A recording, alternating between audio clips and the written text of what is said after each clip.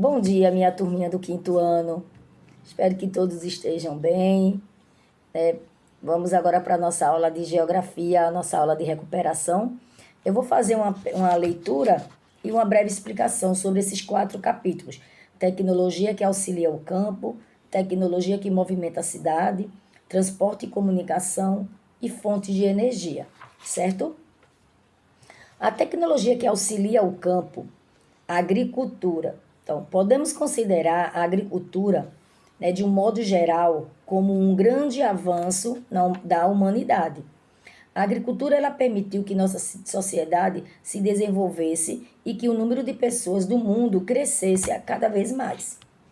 E ao falarmos em agricultura, é importante lembrarmos que nossos ancestrais, eles dependiam exclusivamente dos recursos produzidos pela natureza, portanto, viviam da coleta de vegetais e de atividades de caça de animais.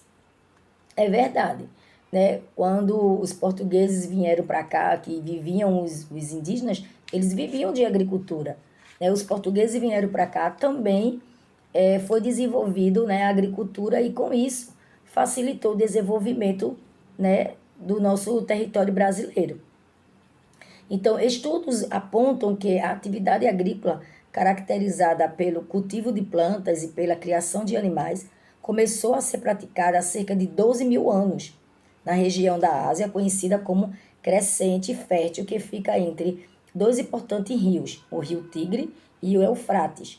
E aí a gente está vendo aqui no mapa, né, observando aí a imagem, né, através do mapa desse território, tá? Então vamos lá, tecnologia e produção de alimento. O que tem a ver a tecnologia com a produção de alimento? No início, a vida dos seres humanos era muito difícil, pois dependia exclusivamente de produtos fornecidos pela natureza. Com o passar do tempo, né, com o desenvolvimento da agricultura, houve aí aumento de disponibilidade de alimentos, gerando, né, o que chamamos de excedentes e que se produz mais do que é necessário.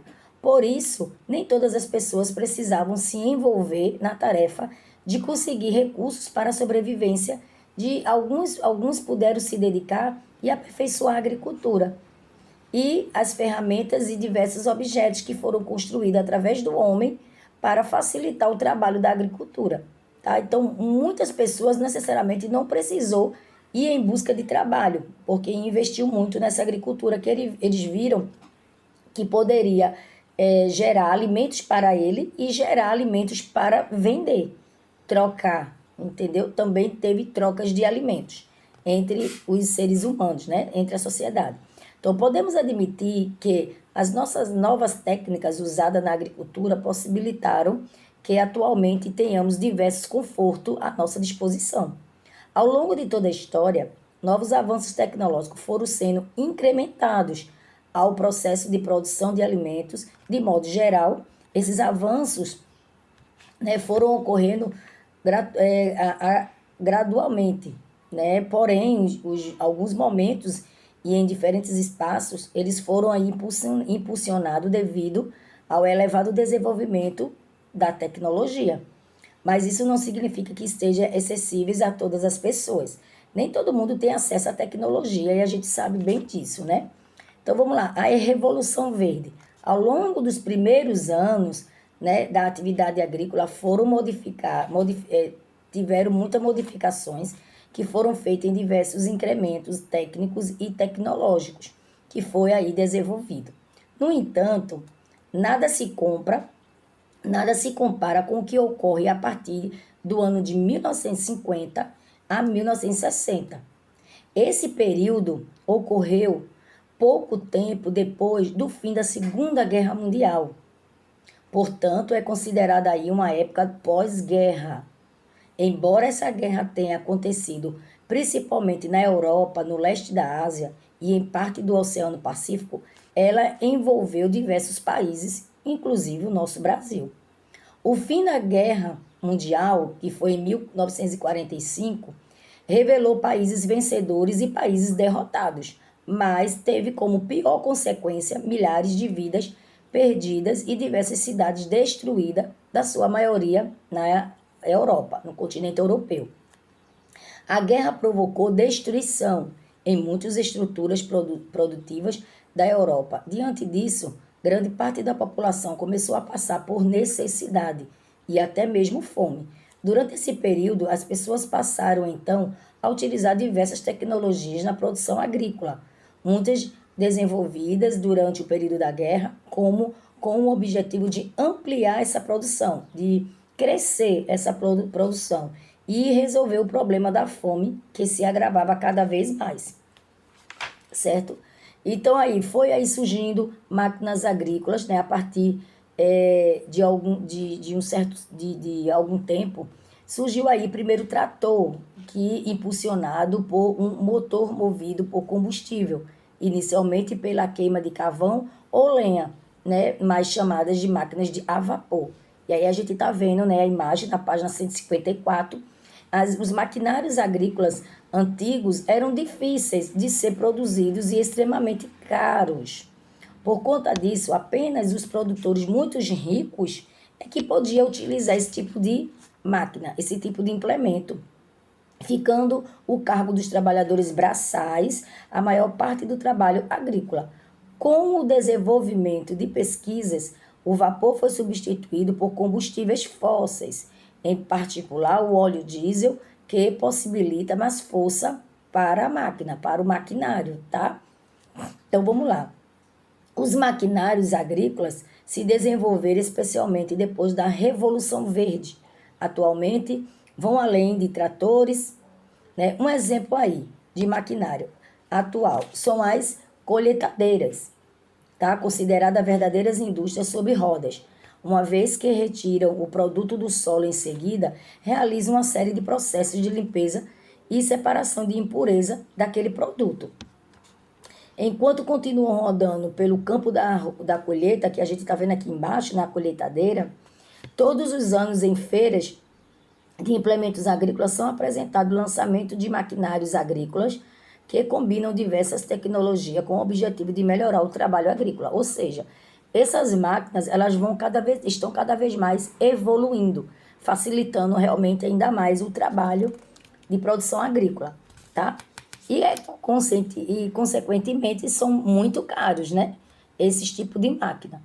Mas aí, a tecnologia em semente, fertilizante e defensivos. A tecnologia, ela também teve um avanço em relação às sementes, fertilizantes e defensivos. Vamos lá. O melhoramento genético de sementes passou a existir após o surgimento da agricultura, né? Porém, foi potencializado o uso de tecnologia no campo. Esse melhoramento possibilitou alguns tipos de vegetais que ocorriam apenas em lugares específicos, que pudessem ser plantados e cultivados em regiões do planeta.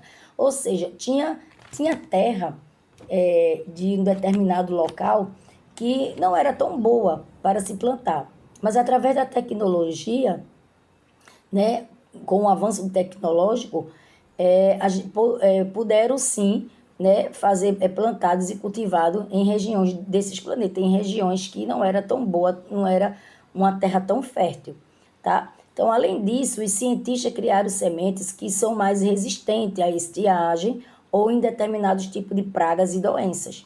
Essas sementes são conhecidas como sementes transgênicas. Com o crescimento das populações e a maior necessidade de mais áreas para o cultivo, os pesquisadores aí desenvolveram fertilizante artificial, que aumenta a fertilidade do solo. Esses fertilizantes podem ser de origem orgânica, como restos de planta ou fezes de animais, ou química produzidos a partir de recursos minerais extraídos do subsolo de determinados minerais. Então, é isso aí.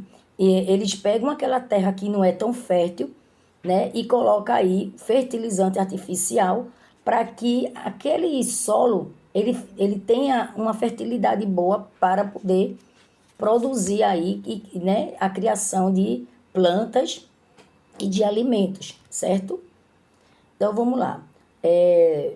Os defensivos agrícolas, que são agrotóxicos, pesticidas e etc., formam aí um grupo de produtos químicos ou biológico usado no controle de plantas e seres vivos considerados nocivos às criações e às plantações. Para combater, né, foram criados produtos específicos para cada situação. E inseticida foi utilizado para controlar os insetos. Fungicidas foi utilizado para combater fungos, bactérias e vírus. E herbicidas foi utilizado para controlar plantas daninhas. Então, esses produtos foi através da tecnologia, né? Inseticida, fugitivas e herbicida foram produtos tecnológicos que foram construídos para combater, né, e controlar essas coisas, né, para controlar os insetos, porque às vezes tem muitos insetos que acabam com a planta, né? Fungos, bactérias e vírus, além de contaminar, né, não dá mais para ser utilizado aquele alimento. E também para controlar as plantas daninhas, tá certo? Importância na meteorologia. As atividades agrícolas é influenciada por características naturais, principalmente relativas a condições de tempo atmosférico e de clima. O plantio e a colheita muitas vezes dependem dessas condições para serem realizadas. Há muito tempo, pesquisadores têm se dedicado a conhecer o, o comportamento do tempo atmosférico e do clima. Esse estudo tem como objetivo prever como serão as características futuras do tempo atmosférico e do clima que é determinado no local. Essa atividade é denominada meteorologia, tá? Por isso que é tão importante essa meteorologia. Graças ao avanço tecnológico, hoje conseguimos sim entender melhor os fenômenos climáticos e fazer previsões meteorológicas mais precisas, as quais contribuem muito para a atividade do campo.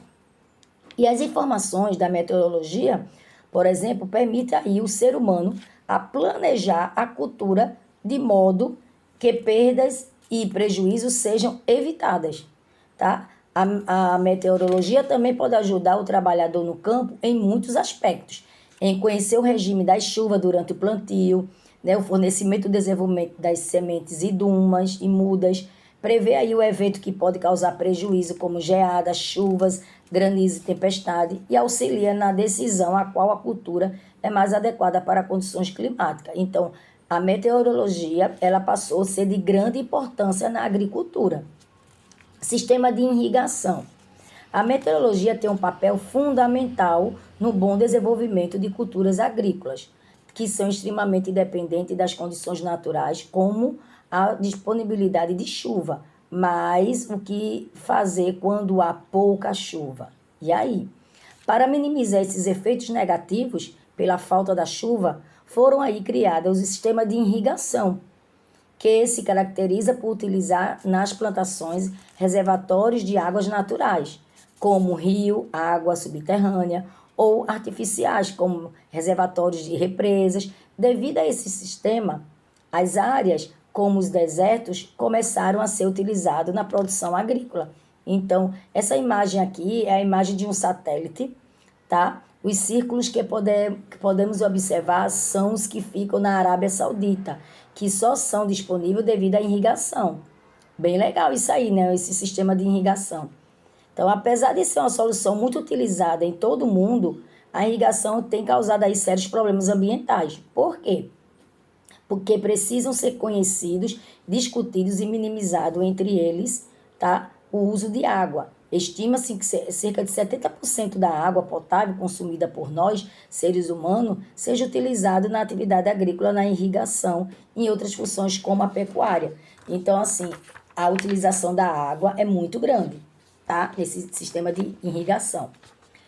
Tecnologia que movimenta a cidade. E aí? A tecnologia e a cidade. O que é que tem a ver a tecnologia com a cidade? Então, as cidades existem há muito tempo, né?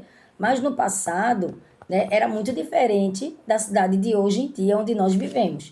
Hoje nós utilizamos muitas tecnologias, mas antes não tinha, né? Não tinha essa tecnologia. E o sistema de indústria, nas cidades passadas, né, os produtos eram feitos e utilizados à força do trabalho das pessoas, né? Esses trabalhadores eram conhecidos como artesão, E antigamente, poucas máquinas existiam para que fossem movimentadas pelos animais ou pelas forças, né? Então, eram pouquíssimas máquinas, tá? E aí ocorreu aí um rio, poucas máquinas que existiam eram movimentadas pela força de animais ou também de elementos da natureza, né? Como é a correnteza de um rio ou uma força dos ventos.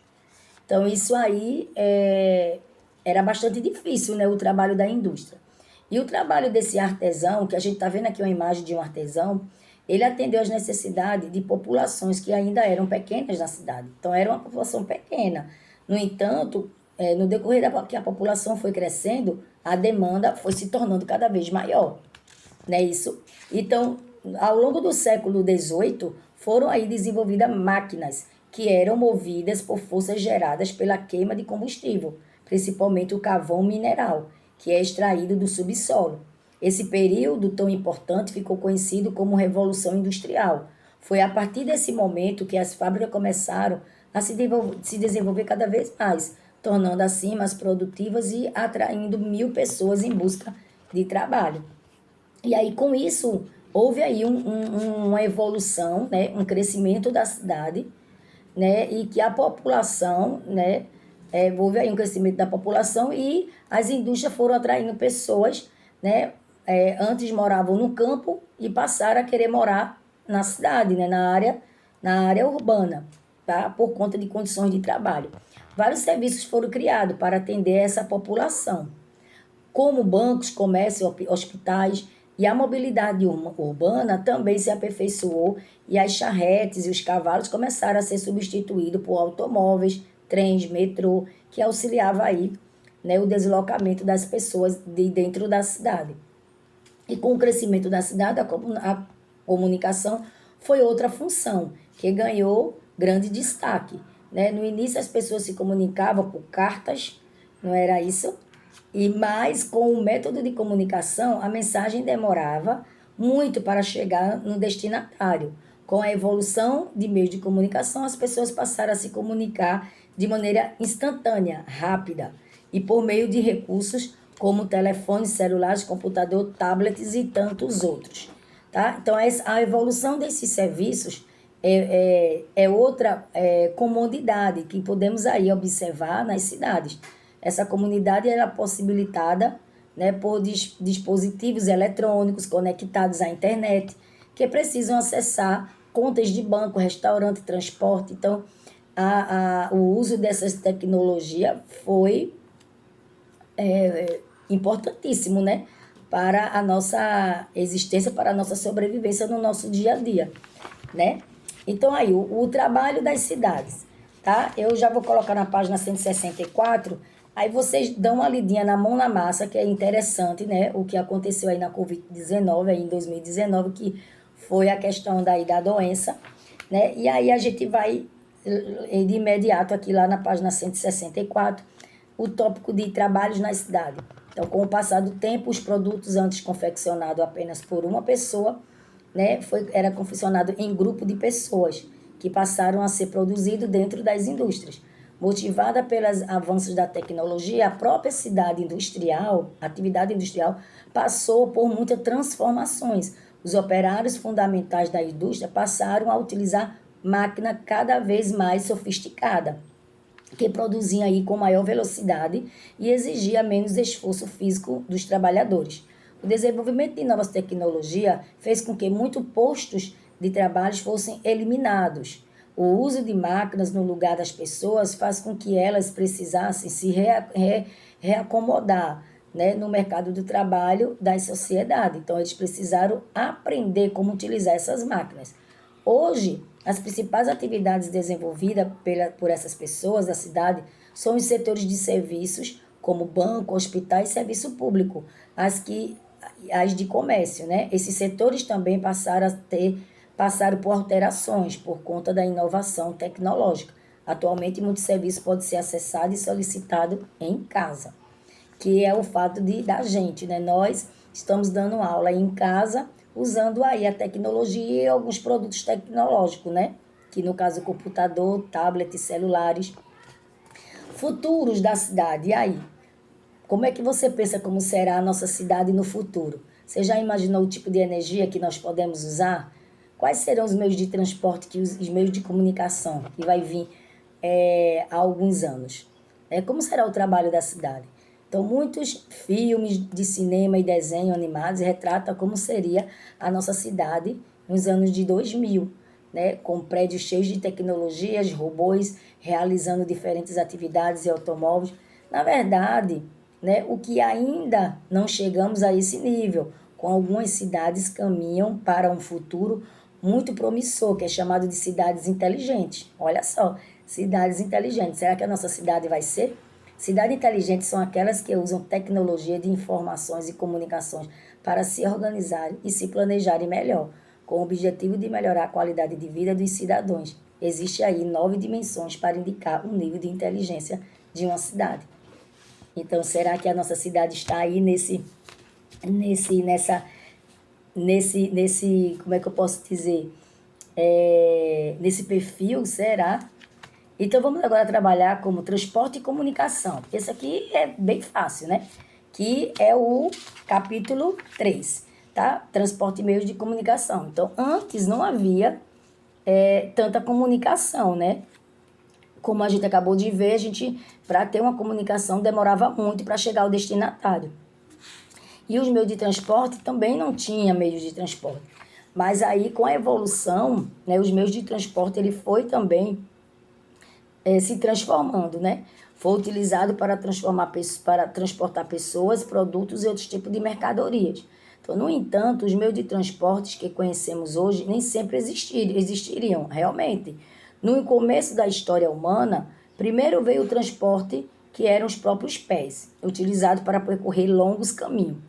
E aí depois foi surgindo alguns transportes, que aí a gente vê que hoje os principais transportes que nós usamos são carros, motos, ônibus, trens, metrôs, que são os terrestres, né? Aquático, barco, animais, canoa, lancha, jangada, e aéreos, helicópteros e aviões, né? Então, todos esses transportes passou por transformações para que se tornasse mais rápido, mais seguro e tivesse possibilidade de transportar mais pessoas e principalmente mercadorias, tá? A evolução de comunicação, né? Houve aí realmente a evolução de comunicação. A gente vê que na página 171 existe vários meios de comunicação, né? Principalmente essa imprensa de Gutenberg, né? Era um meio de comunicação muito antiga, né? Que era no século XV, que o alemão Gutenberg desenvolveu um equipamento que chamou de imprensa. Esse equipamento permitia que textos escritos fossem produzidos com grande rapidez para a época. Mas aí depois, com a descoberta da energia elétrica, foi fundamental para a criação de diversos aparelhos que revolucionaram a comunicação. O primeiro a ser inventado foi o telégrafo, cujos sinais sonoros eram traduzidos por um operador chamado telegrafistas, né? Já no início do século, surgiram aí aparelhos de comunicação utilizados até os dias de hoje, como rádio, telefone, e aí foi surgindo outros tipos de produtos eletrônicos, né? Então, aí, a capacidade de transmitir informações, primeiro com o desenvolvimento da televisão, depois com a invenção dos satélites, que possibilitaram a circulação das informações pelo planeta quase que instantaneamente, ao mesmo tempo que ocorriam em todo o mundo, né? Em todos. A internet e nova tecnologia na comunicação. Então, a nova tecnologia foi desenvolvida numa rede que conecta computadores e internet. De lá para cá, o número de pessoas conectadas na internet tem crescido demais, né? Seja no Brasil ou seja em qualquer outro país do mundo. Esse crescimento também tem relação com as redes sociais, nas quais os participantes criam um perfil e podem disponibilizar ou receber informações em diversos formatos. Isso a gente está se referindo em Instagram, em Facebook, não é verdade? Twitter.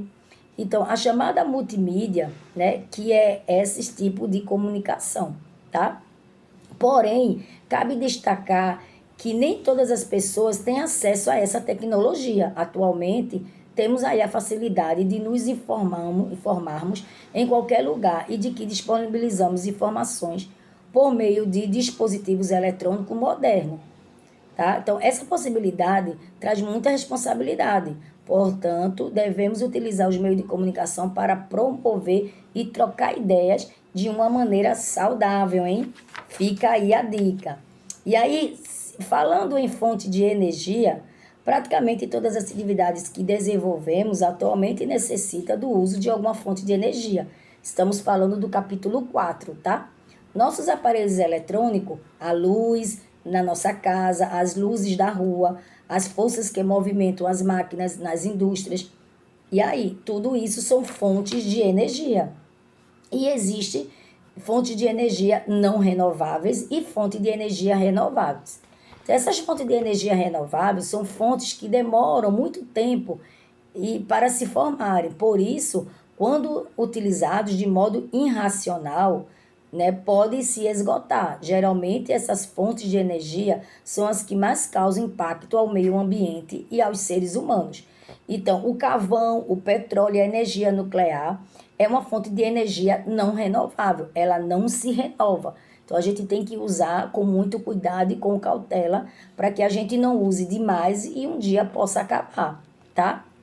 Então, a descoberta de novas fontes de energia, como carvão, mineral, petróleo, ampliou a capacidade humana de realizar atividade tanto no campo quanto na cidade. A descoberta do petróleo proporcionou produção de diferentes tipos de combustível. A gasolina, utilizada nos veículos de passeio, o óleo diesel, que impulsiona caminhões e ônibus, e o querosene, que é a utilização na aviação. O uso cada vez maior dessa fonte, que é o petróleo, preocupa não só pelo esgotamento dele, mas também geralmente atrai associadas a problemas ambientais, como a poluição do ar e da água, certo? A energia nuclear é obtida por meio de fissão nuclear, que é conseguida por meio de uso do urânio, um elemento químico encontrado na natureza. As usinas nucleares são consideradas pouco poluentes do que se refere à emissão de gases. Porém, o material utilizado nesse processo é radioativo e, portanto, emite tipos de radiação que, em casos de vazamento, causam danos no meio ambiente e aos seres humanos também. O Brasil possui 2 usinas nucleares em funcionamento em uma fase de implantação, todas localizadas no Angra dos Reis, que fica no Rio de Janeiro. Agora a gente vai conhecer os recursos energéticos renováveis, como o sol, a eólica, tá? Então, esse tipo de energia é obtido por meio de equipamentos, o sol, né, que são capazes de converter a energia solar em eletricidade, chamando de painéis solares. Tais equipamentos podem ter instalados em casas, fazendas, escolas e comércios. Muitas casas já estão fazendo isso, tá? Atualmente existem usinas nucleares solares, compostas de milhares de painéis que podem abastecer cidades inteiras, bem como indústrias e atividades agrícolas. Além de ser renovável, outra vantagem do aproveitamento de energia é o fato de não causar emissão de gases poluentes, tá? Poluentes. A eólica é um vento que move grandes cataventos ligados aí a geradores, que convertem esse movimento em energia elétrica, não gerando gases poluentes durante a produção de eletricidade. O problema relato ao uso da energia eólica é o fato dela não estar disponível em todos os lugares, mas apenas onde há circulação do ar intensa e constante. Em nosso país, o Nordeste é a região que mais se destaca nesse tipo de produção de energia. Que bom, né? Hídrica. As hidrelétricas utilizam as forças da água corrente para movimentar geradores elétricos. É um tipo de energia mais utilizada em nosso país devido a uma grande riqueza de recursos hídricos disponíveis, que é a hídrica, tá? É uma energia renovável. E biomassa, ela é produzida a partir da matéria vegetal, como a cana-de-açúcar, da qual é extraída o etanol e o óleo vegetal. que dá origem a biodiesel, e a biomassa está no grupo dos renováveis, porque à medida em que novas culturas forem produzidas, mais matéria-prima para a geração de combustível está disponível. Então, esse combustível ele gera menor quantidade de gases durante a queima, portanto, são menos poluentes. Em contrapartida, a ampliação de usos desses combustíveis exige áreas cada vez maiores, por exemplo, para a produção de cana-de-açúcar, o que ocorre sobre áreas ocupadas como culturas tradicionais de gêneros alimentícios, ou sobre áreas com cobertura vegetal, levando assim o desmatamento indesejado das áreas naturais. Tá? Então, assim, vocês viram, né? Foram textos curtinhos. Eu também convido vocês para que vocês possam fazer a atividade de ficha, a quem não terminou, porque serve como revisão. Você vai ter que revisar novamente, fazer a nova releitura, tá certo? E também vou passar uma atividade de geografia, ok, meus amores, para vocês, para que vocês possam fazer no caderno. Respondam, ok, meus amores. E serve também para você estudar, tá certo? Então, após o vídeo, eu estarei enviando a atividade, tá bom?